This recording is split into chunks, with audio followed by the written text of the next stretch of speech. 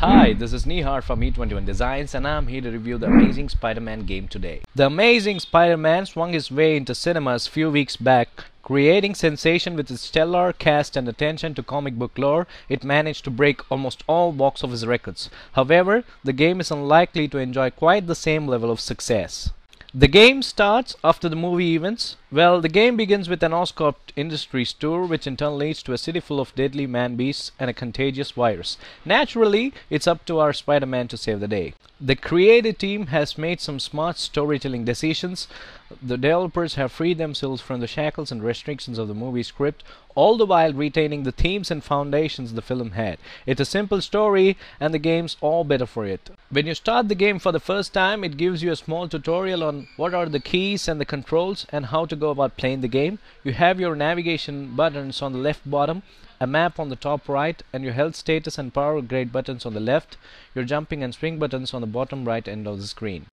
Speaking of swinging, boy, it's the best thing in the game. One of the cool things to do is to jump while running. The Spider-Man swirls around in air. Superb stuff. Then while you jump from heights, he glides in air, sure to give you an awesome feeling while you do that.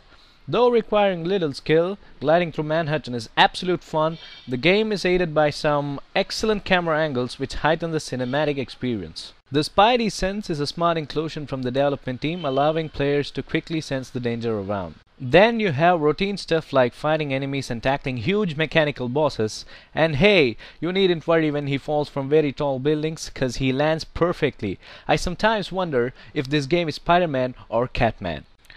The camera angles are fantastic.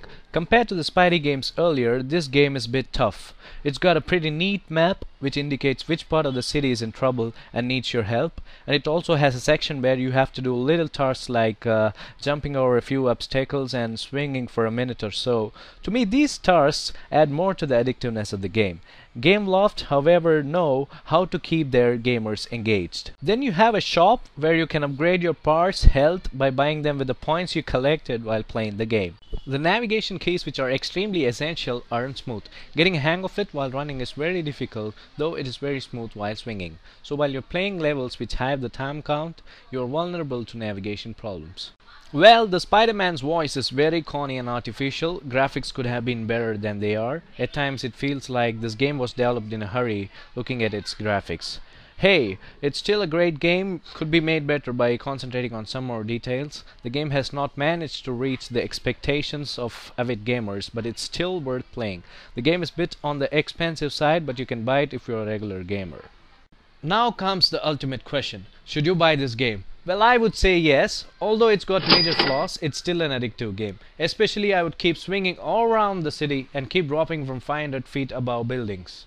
You can expect tough challenges in this game as well as lethargic gaming. If you're more into this take your own time kind of gaming, well, you stick to Angry Birds. This game is not for you. Well, that's it with the review for today. See you guys next week. If you want to get in touch with some of the latest games, subscribe to our channel for our reviews. And if you want us to review any game in particular, do mention in the comment section. Thank you.